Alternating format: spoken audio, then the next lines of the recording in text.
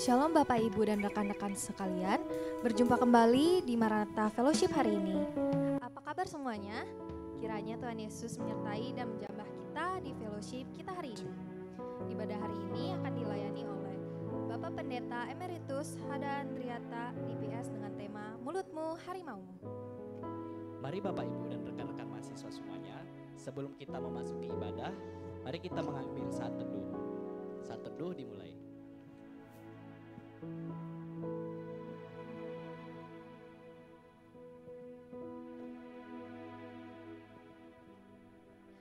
Ayat pembimbing kita hari ini diambil dari Matius 15 ayat 18. Tetapi apa yang keluar dari mulut berasal dari hati dan itulah yang menajiskan orang. Mari civitas sekalian diundang untuk bangkit berdiri. Kita memasuki Maranatha Fellowship hari ini dengan satu keyakinan bahwa pertolongan kita dalam nama Bapa, Putra, dan Roh Kudus.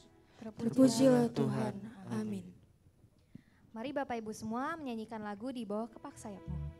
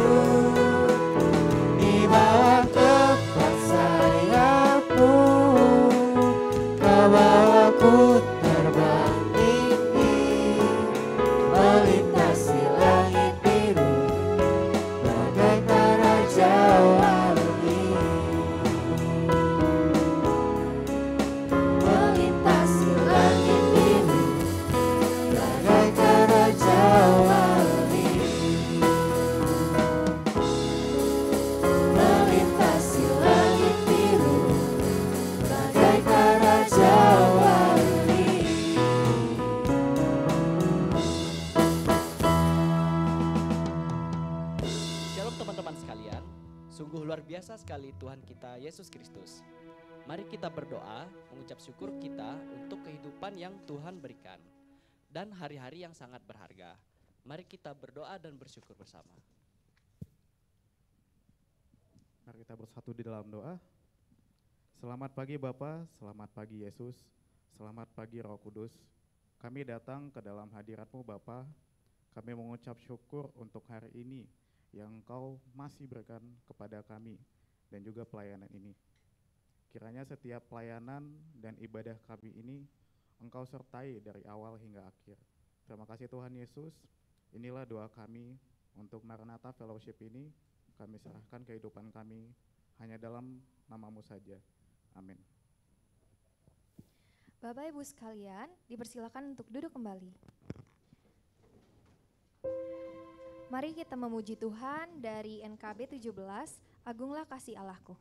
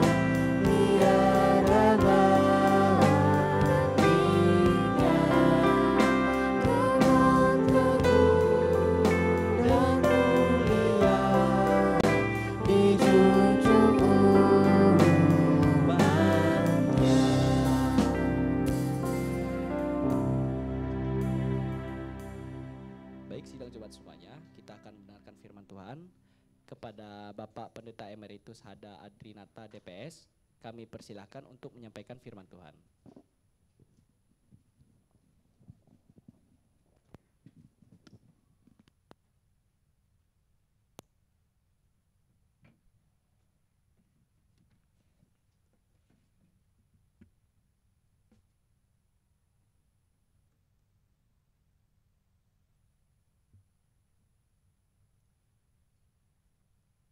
Selamat pagi, Bapak. Selamat siang barangkali ya. Ya cukup lama juga saya tidak pernah menginjak Maranatha. Sekarang bisa hadir di sini, terima kasih atas kepercayaannya. Dan saya akan menyampaikan firman Tuhan dalam kesempatan ini, dan sekali lagi mari kita berdoa mohon pertolongan dari Tuhan. Bapa yang Maha Kudus, sumber segala anugerah dan karunia-Mu, kami mengucap syukur bahwa kami dapat berkumpul bersama di tempat ini pada saat ini. Kami mohon kehadiran-Mu di tengah-tengah kami, terutama tatkala kami mendengarkan sabda-Mu dan mencoba merenungkannya. Kiranya Roh Kudus akan menaungi kami, membukakan hati dan pikiran kami sehingga kami dapat mengerti dengan baik apa yang Tuhan firmankan kepada kami. Urapilah bibir dan lidah hamba-Mu yang akan menguraikan firman Tuhan, menyampaikan sabda-Mu. Kiranya Engkau sendiri akan memegang teguh dan mengendalikannya, sehingga apa yang diucapkan melalui mulutnya dan terucap melalui bibir dan lidahnya, semua ada dalam kendali dan pimpinan Tuhan. Sehingga yang kami dengar adalah sabda-Mu sendiri. Dalam nama Yesus Kristus kami naikkan doa kami ini. Amin.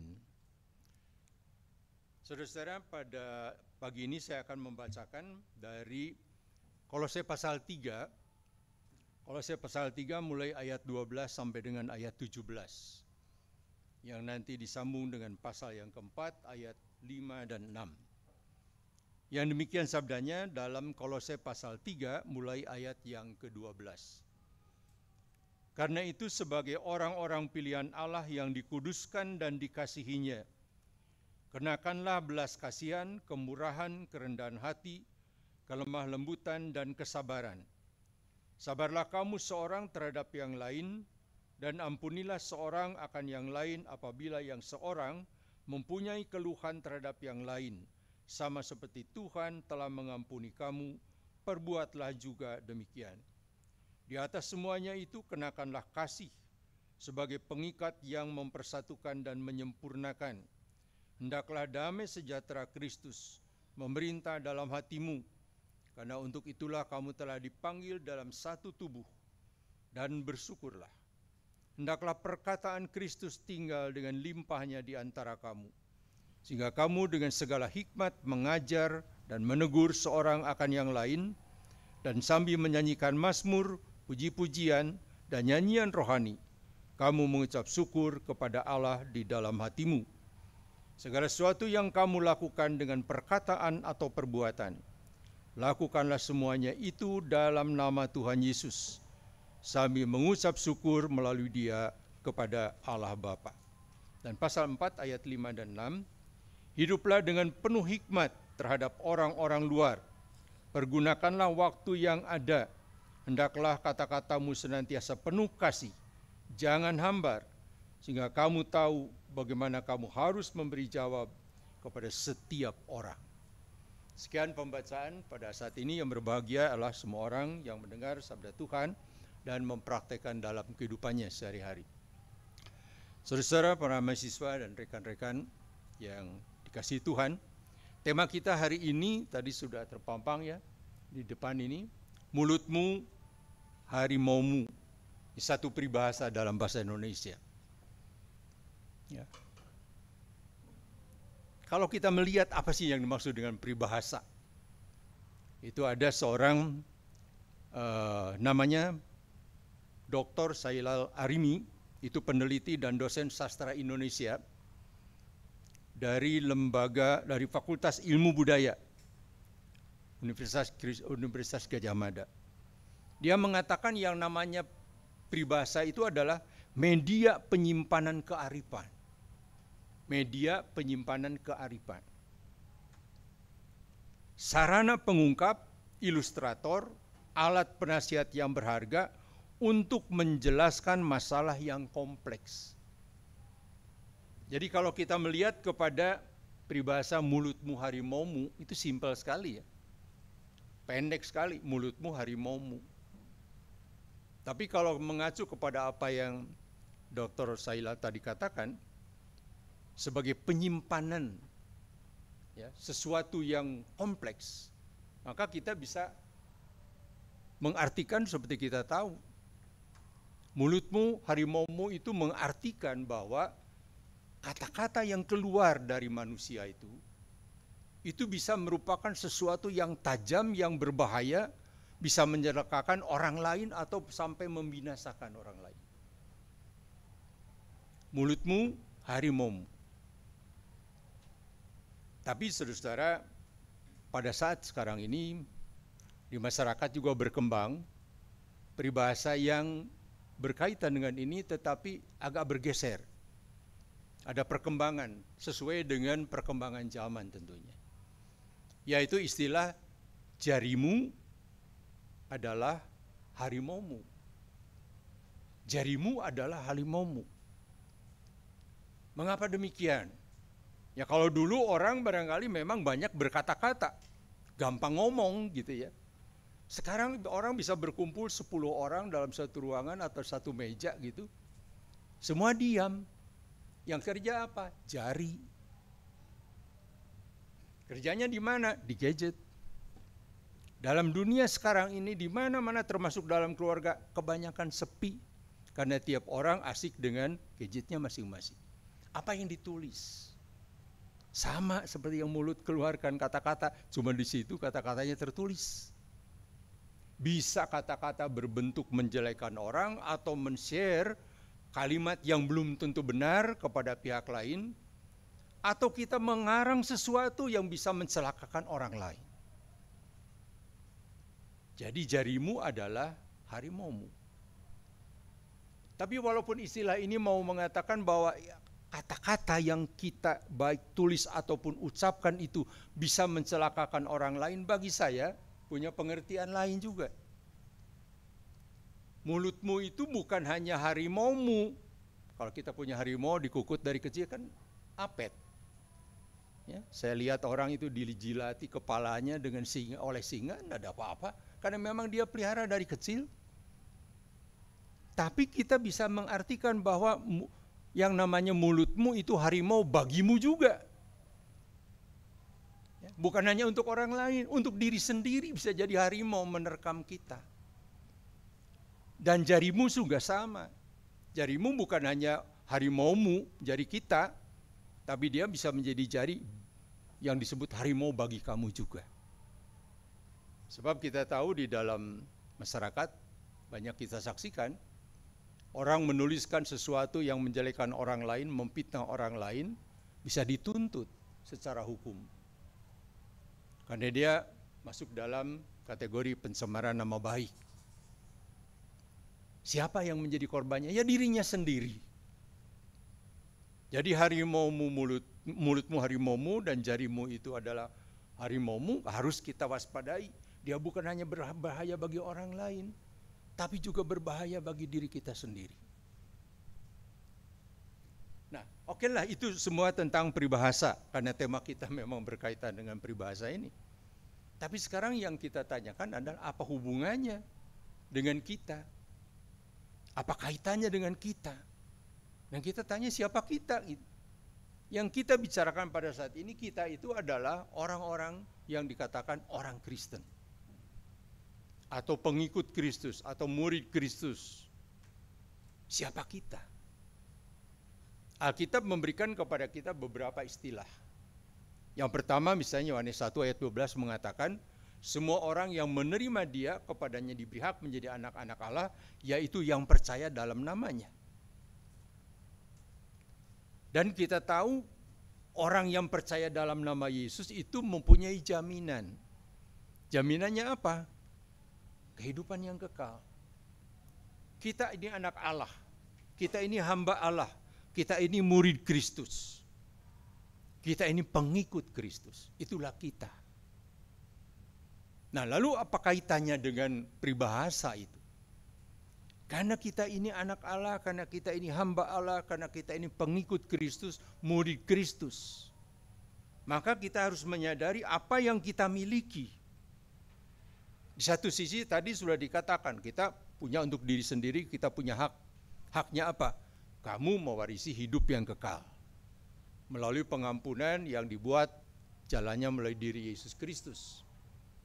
Dengan penyaliban dirinya. Sehingga dalam 1 Petrus 1 ayat yang ke-18-19, saudara bisa baca di situ. Bahwa yang membuat kita ini selamat itu ada darah yang kudus. Darah dari Tuhan Yesus sendiri. Itulah kita, orang yang sudah diselamatkan. Itu satu sisi yang kita harus yakini betul kalau kita jadi orang Kristen. Tapi di sisi lain, saudara, bukan hanya itu yang kita miliki. Alkitab memberikan kepada kita satu pernyataan bahwa kamu itu adalah orang yang diberi mandat. Kamu itu adalah orang yang dipercaya Tuhan. Yang paling terkenal adalah Kisah Rasul 1 ayat 8 misalnya. Kamu akan menerima kuasa kalau Roh Kudus turun ke atasmu, dan kamu akan menjadi saksiku baik di Yerusalem, Yudea, Samaria, sampai ke ujung bumi. Ayat yang berpadanan dengan itu kan Matius 28 ayat 19, pergilah kamu jadikanlah sekalian bangsa itu muridku misalnya. Atau Markus pasal 16 ayat 15 misalnya. Pergilah kamu kabarkanlah Injil kepada segala makhluk. Di situ kita bersaksi. Kita ini adalah orang yang bukan hanya punya sesuatu untuk masa depan harapan kita. Tapi di dunia ini kita punya tugas. Tugas yang luar biasa yang diberikan, yang dimandatkan Tuhan Yesus pada kita. Yaitu bahwa kita ini menjadi saksi Tuhan. Nah, tentu yang kita tanyakan adalah berkaitan dengan tema kita adalah menjadi saksi itu bagaimana? Bagaimana kita bertindak sebagai saksi Tuhan? Apanya yang disaksikan jelaslah. Tentang kasih Allah yang ada di dalam Kristus, yang dinyatakan dalam Kristus. Ada pengampunan di situ. Manusia tidak akan selamat melalui usahanya sendiri. Allah yang membuat jalan keselamatan bagi kita. Itu intinya, Injilnya. Tetapi bagaimana kita menyaksikan itu? Dengan cara apa? Nah, lalu saudara-saudara berpedoman kepada apa yang Tuhan Yesus amanatkan kepada kita. Dalam Matius pasal 5 ayat 13 dan 14 kita bisa membaca. Ayat 13-nya mengatakan kamu adalah garam dunia. Ayat 14-nya mengatakan kamu adalah terang dunia. Dua metafora ini kalau diresapi secara mendalam luar biasa. Kita semua makan kalau tanpa garam hambar, tidak enak.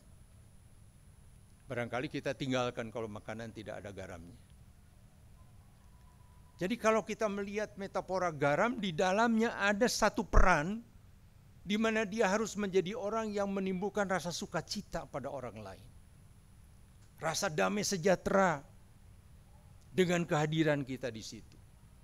Jadi bukan lalu dengan kita hadir lalu terjadi percekcokan gitu ya. Terjadi permusuhan, bukan. Harusnya terjadi satu damai sukacita yang membuat orang bersukacita ada di situ. Itulah kita fungsi garam. Dan yang kedua, terang. Terang itu apa? Kalau saudara ada di ruangan gelap ini, saudara dari pinggir sana, gelap sekali. Lalu saya bilang cepat lari ke sini. Apa akan lurus lari ke sini? Enggak. Mungkin ada yang ke kiri, ada yang ke kanan, ada yang tabrakan, jatuh dan sebagainya. Karena tidak tahu jalan yang benar. Kita tidak mengenal mana yang harus kita tempuh secara benar. Dan terang juga begitu. Terang itu berfungsi untuk menunjukkan kebenaran kepada manusia. Tetapi ada hal yang harus kita sadari betul. Garam itu baru kemudian berfungsi, rasa asinnya itu ya, terasa kemana-mana di dalam sayuran. Kalau garam itu larut. Kalau garam itu kehilangan bentuk. Terang itu baru menjadi terang yang terasa terangnya kalau ruangannya gelap. Jadi terang itu berarti harus berani tampil di tengah-tengah situasi yang sangat tidak nyaman. Situasi yang gelap. Dan dua metafora ini, saudara, garam dan terang itu mengartikan kepada kita. Ketika Tuhan mengatakan kamu adalah garam, kamu adalah terang, maka di dalamnya kita sudah langsung ingat, oh saya ini harus menjadi orang yang membawa sukacita pada lingkungan saya. Untuk bisa memunculkan sukacita itu apa? Kita harus berani larut. Kehilangan bentuk. Kehilangan bentuk itu berani merendahkan diri, tidak sombong, tidak tinggi hati, tidak mencari kepentingan diri sendiri, tapi dia ada di mana-mana. Pengaruhnya terasa kemana-mana. Apa artinya kita dihormati orang? Karena perbuatan kita yang baik. Paling-paling yaitu kita yang dihormati. Tapi di dalam Tuhan kita bukan untuk itu. Ketika membuat orang bersukacita, bukan untuk kita dia bersukacita, tapi bersukacita karena Tuhan. Sehingga dia bisa bersyukur kepada Tuhan di dalam hidupnya. Demikian juga terang. Makanya Tuhan Yesus sekali lagi soal garam. Tuhan Yesus mengatakan apa? Garam itu harus dijaga jangan sampai tawar. Sebab kalau tawar dibuang orang dan diinjak-injak orang katanya. Hambar itu tadi ya, hambar pun kita akan diinjak-injak orang. Sekarang kalau lihat di negara kita, ada orang Kristen, tokoh Kristen, yang kalau dilihat dari gajinya, aduh pasti gede sekali. Ternyata dia sampai triliunan itu, menyelewengkan dana pemerintah. Lalu apakah dihargai orang itu dalam kekristenannya? Tidak. Disepelekan, bahkan dia kehilangan harga dirinya. Terang juga begitu. Tuhan Yesus mengatakan itu apa? Terang itu jangan disimpan di bawah tempayan katanya. Tapi harus disimpan di atas kaki Dian. Supaya apa? Supaya menerangi sekelilingnya. Jadi kalau kita ini menjadi terang Tuhan Yesus, kita tidak bisa ngumpet. Kita tidak bisa menyembunyikan diri, salah itu. Kita harus bisa tampil bahwa kita ini orang Kristen. Tapi penampilan kekristenan bukan menyombongkan diri saya Kristen, bukan.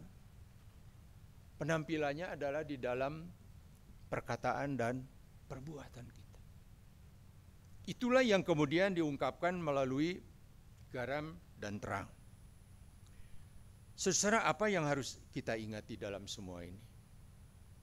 Sebagai garam dan terang, saudara-saudara dan saya, perlu kita punya pedoman. Orang bisa jadi terang, tapi meneranginya itu melalui prinsip pribadinya. Orang bisa jadi garam, tapi yang diberitakan atau yang disiarkan, itu adalah pendapat pribadinya. Itu namanya orang cari pengikut untuk dirinya. Tapi di dalam Tuhan yang harus kita kabarkan, yang harus kita siarkan, itu bukan pendapat pikiran kita. Manusia yang sangat manusiawi. Tapi harus pikiran Kristus. Karena itu kalau kita jadi terang, sumbernya harus mencari sumber yang sejati. Dan siapa sumber sejati? Itulah Tuhan Yesus.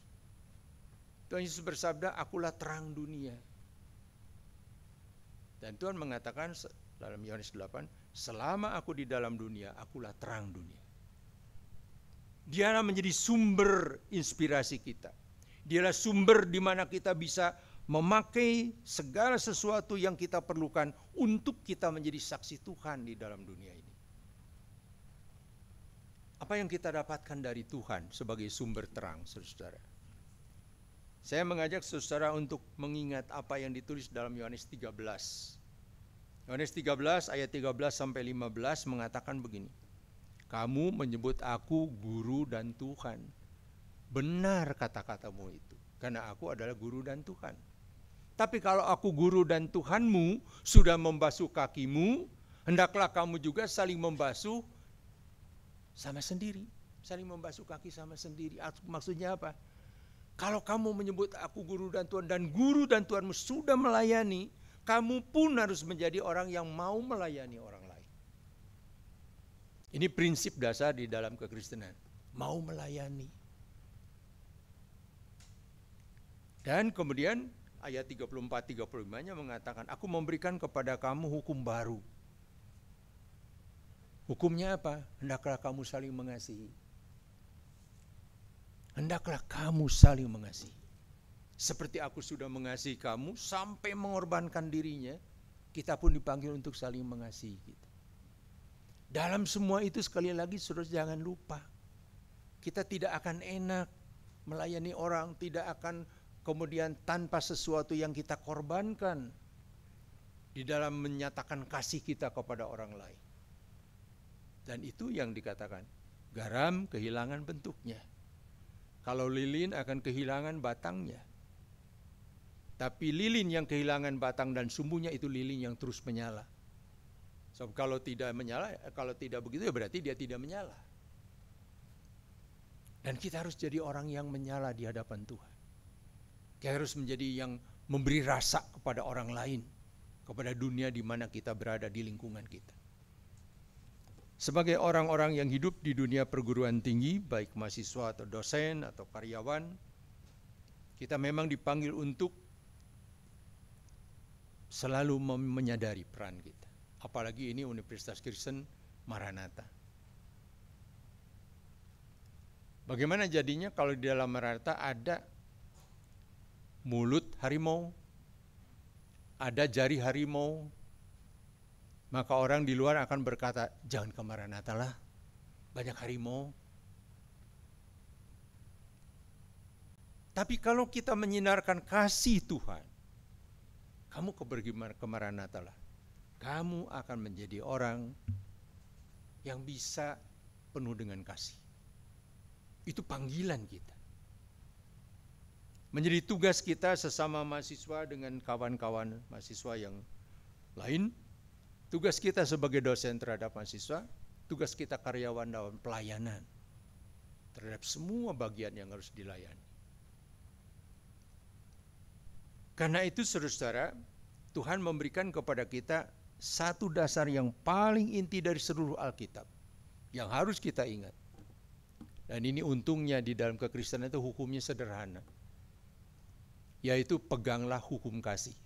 Kasihilah Tuhan Allahmu dengan segenap hati, jiwa, akal, budimu. Kasihilah sama manusia seperti mengasihi diri sendiri. Pada kedua perintah inilah bergantung seluruh kitab Taurat dan kitab para nabi. Saudara bisa mendapatkan dari berbagai macam gereja, aliran gereja, macam-macam ajaran. Tapi kalau keluar dari prinsip dasar ini, tidak ada gunanya. Ekspresi kita dalam beribadah itu hanya merupakan satu tafsiran dan satu ekspresi yang ingin kita sampaikan. Tapi itu menjadi tidak ada artinya kalau dalam diri kita tidak ada hukum kasih. Di dalam hukum kasih, pelayanan kita menjadi murni bagi Tuhan. Di dalam hukum kasih, apa yang kita saksikan juga murni untuk Tuhan, bukan untuk diri sendiri. Karena itu di dalam bacaan kita, Kolose 3 tadi, ayat 12-17, saya ungkapkan kembali. Di sini diungkapkan tentang kenakanlah, katanya apa? Belas kasihan, kemurahan, kerendahan hati, kelemah lembutan, dan kesabaran. Dengan sabar orang tidak akan cepat keluar kata-kata yang tidak enak dari mulut. Dan dengan sabar orang bijaksana tidak akan cepat mengetik apa yang sebenarnya belum tentu benar. Sabar satu dengan yang lain, saling mengampuni seperti Kristus telah mengampuni kita. Dan kemudian hati kita supaya dipenuhi oleh perintah, oleh damai sejahtera Kristus. Itu yang kadang-kadang hilang dari kita. Di keluarga, di tempat kerja, di kelas, terkadang kita tergoda untuk kehilangan damai sejahtera Kristus. Padahal kalau kita ingat, kita ini sudah didamaikan dengan Allah dan dengan sesama manusia, maka apapun yang kita hadapi dalam kehidupan ini kita harus tafsirkan dari sudut pandang bagaimana saya harus bertindak menghadapi seluruh situasi tetap dalam damai sejahtera. Termasuk orang yang mungkin mengata-ngatai kita, yang mencerca kita, kita hadapi dengan damai sejahtera. Terkadang dengan sikap itu lalu orang yang berbuat jahat pada kita menjadi malu sendiri. Tapi kalau kita melawan dengan yang setimpal, kita sama jahatnya. Sama jadi harimaunya, sama jadi jari-jari yang jahat juga. Dan di dalam Kolose pasal 3 ayat 17, itu secara vertikal.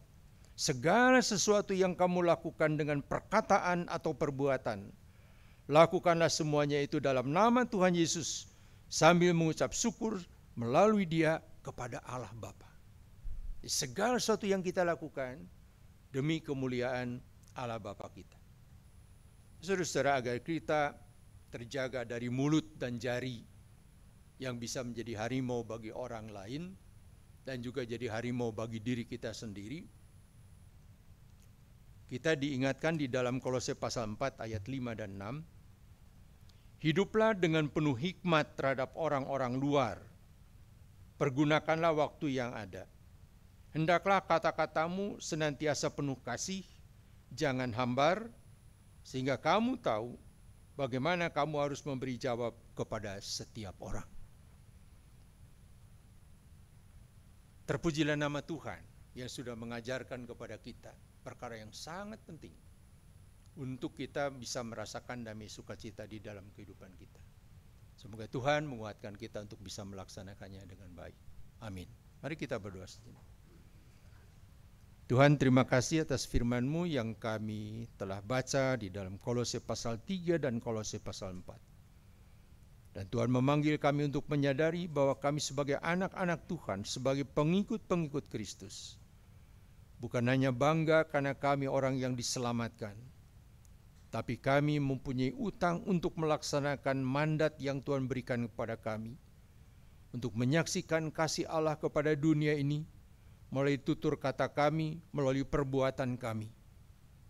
Berkatilah mulut kami dan jari kami supaya tidak melakukan hal yang tidak berkenan, yang berlawanan dengan kehendak-Mu.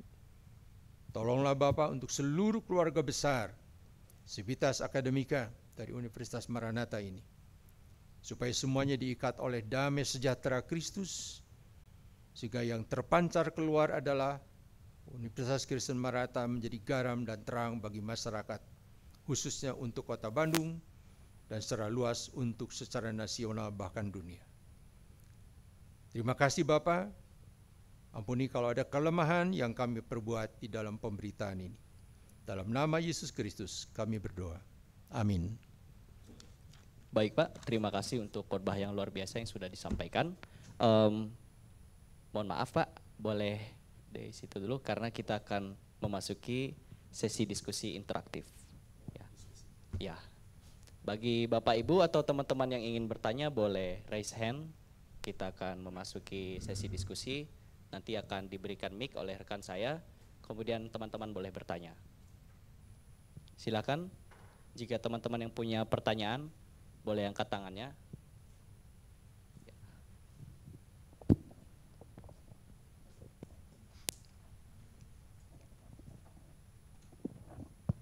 Terima kasih Bapak Pendeta Suhada. Maaf Pak Hada. Ya. Pakai su juga enggak apa-apa. Itu Kata teman orang saya. Jawa, kalau su itu baik, Teman kalau saya. ada aja enggak baik. Pak Pendeta, mohon maaf ya. Saya sebenarnya hanya ingin berterima kasih sekali ya. Karena sudah jelas jadi tidak ada pertanyaan, terutama terkait bagaimana Maranatha kalau memancarkan kasih tentunya akan banyak yang datang ke sini. Sementara kalau banyak harimau ya pada takut datang ya. Itu pesan yang sangat mendalam Bapak Ibu, adik-adik ya. Menurut saya mari kita sama-sama memancarkan kasih Tuhan, janganlah ada harimau di sini ya. Karena ya akan merugikan diri sendiri. Itu saja Pak Pendeta Hada, terima kasih banyak.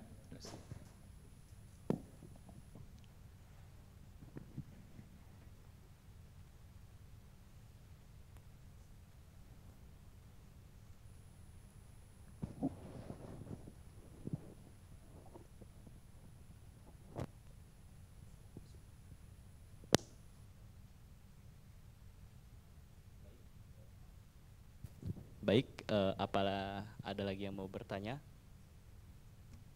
Ada yang merasa jadi harimau gitu.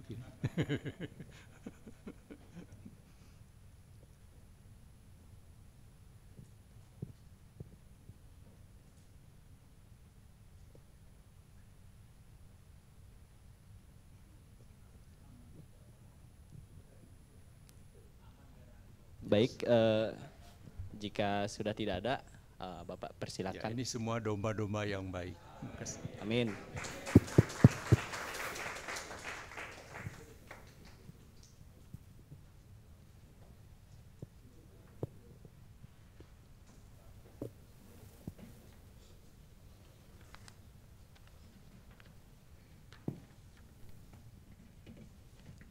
Kami dari tim pelayanan hari ini akan mempersembahkan sebuah pujian yang berjudul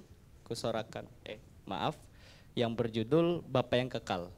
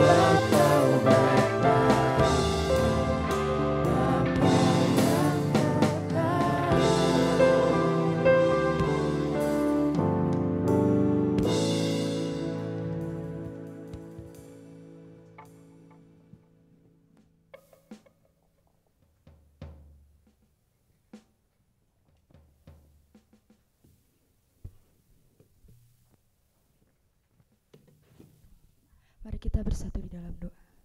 Bapa, terima kasih atas segala berkat yang Kau berikan kepada kami, sehingga kami boleh ada di tempat ini dengan tidak kekurangan suatu apapun untuk beribadah dan bersekutu di dalam-Mu. Tuhan, kami ingin berdoa untuk universitas tercinta kami ini, agar dapat melaju dengan baik dan menjadi berkat dan terang bagi setiap masyarakat yang ada di sekeliling kami. Kiranya Tuhan memberkati universitas ini agar menjadi berkat dan juga pedoman bagi setiap yang ada di dalamnya. Hanya di dalam nama Tuhan Yesus Kristus. Amin.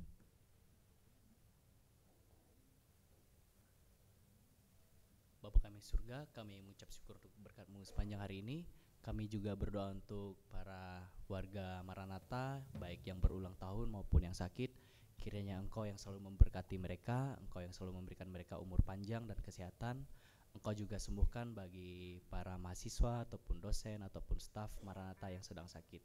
Kiranya dari kesembuhan mereka dapat menjadi berkat dan bagi kemuliaan bagi nama-Mu. Di dalam nama Tuhan Yesus Kristus kami berdoa dan mengucap syukur. Tuhan, kami juga berdoa untuk bangsa kami, Tuhan, Indonesia. Tuhan, biarlah Engkau yang mengurapi bangsa kami, Tuhan, Engkau yang melindungi bangsa kami, Tuhan. Biarlah bangsa kami bisa menjadi bangsa yang maju, Tuhan, bangsa yang makmur, Tuhan, hanya sesuai dengan kehendak-Mu, Tuhan. Kami serahkan bangsa kami, Tuhan, hanya ke dalam tangan-Mu, Tuhan. Inilah doa dan syukur kami, Tuhan, yang jauh dari kata sempurna.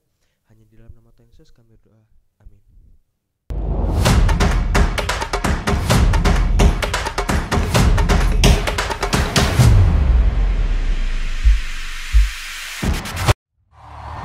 Shalom Bapak Ibu, teman-teman, mahasiswa, dan rekan-rekan. Berjumpa lagi di Maranatha Fellowship minggu ini. Kami akan menyampaikan beberapa informasi di antaranya. Bapak, Ibu, dan saudara sekalian, jangan lupa saksikan Inspirasi Maranatha di setiap hari Senin pukul 7 malam di platform YouTube Universitas Kristen Maranatha. Dan bisa juga diakses di platform YouTube Ice Dream Studio. Bapak Ibu Saudara sekalian, jangan lupa saksikan S-Podcast dengan host kita, Bapak Pendeta Hayunan di platform YouTube Ice Dream Studio setiap hari Selasa pukul 7 malam. Teman-teman mahasiswa, Bapak Ibu dan rekan-rekan, mari sama-sama kita merenungkan firman Tuhan setiap harinya, dan renungan dapat disaksikan di Instagram BPK Maranatha dan platform YouTube Ice Dream Studio. Untuk teman-teman mahasiswa, rekan-rekan, saudara, dan Bapak Ibu yang rindu melayani, Bapak Ibu bisa mendaftarkan diri melalui nomor WhatsApp yang tertera di layar.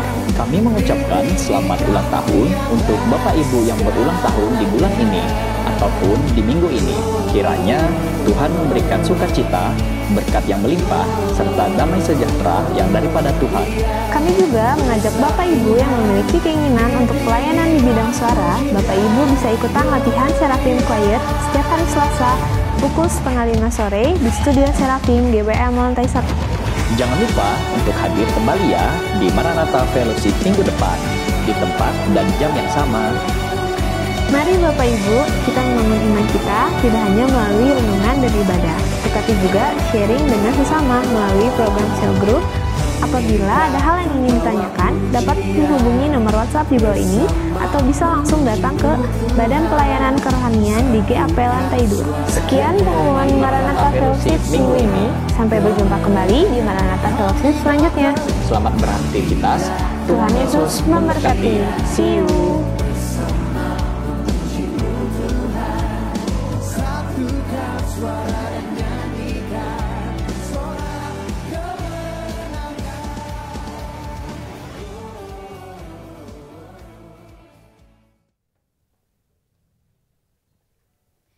Kami juga mengundang Bapak, Ibu, dan saudara-saudara sekalian untuk menghadiri Maranatha Fellowship minggu depan pada tanggal 19 Juli 2024 dengan Bapak Pendeta Nathanael Valentino Saleki dari GKI Kebonjati dengan tema Strategi Menyebarkan Keselamatan.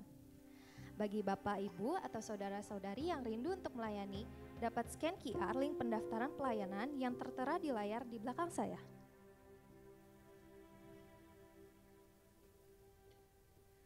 Dan tak lupa juga, saya menghimbau Bapak, Ibu, dan saudara-saudari sekalian untuk mengisi link evaluasi untuk kemajuan Maranatha Fellowship Universitas Kristen Maranatha.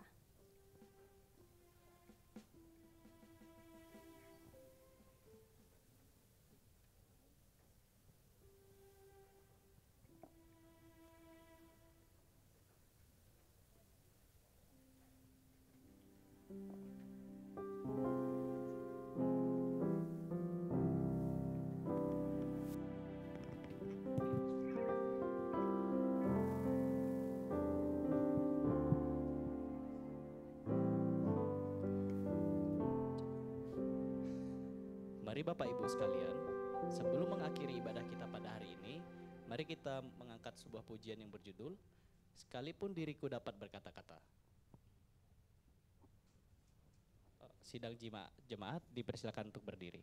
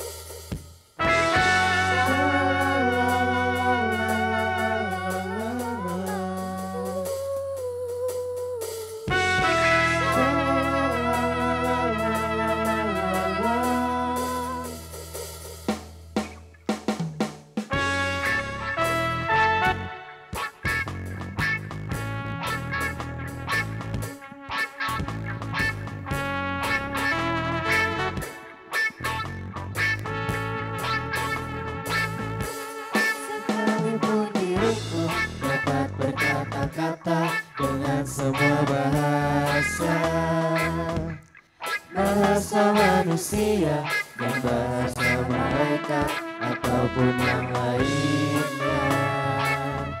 Tapi jika aku tak mempunyai kasih, aku serupa gong yang menggema dan carang yang kemerinci.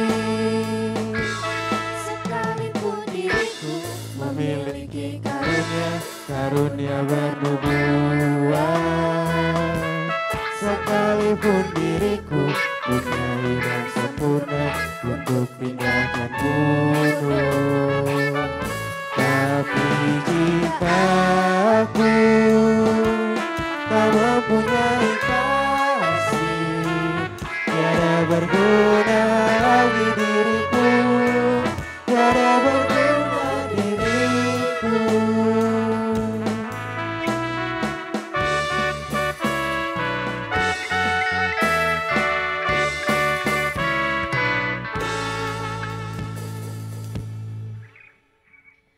Kepada Bapak Pendeta Emeritus Hada Andriata DPS, saya mengundang Bapak Pendeta untuk menyampaikan doa pengutusan dan berkat.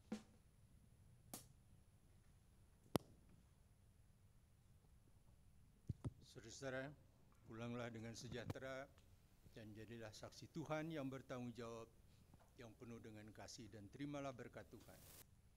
Kasih karunia dan damai sejahtera dari Allah Bapa dan Putra di dalam persekutuan Roh Kudus akan menyertai dan menguatkan saudara-saudara. Amin.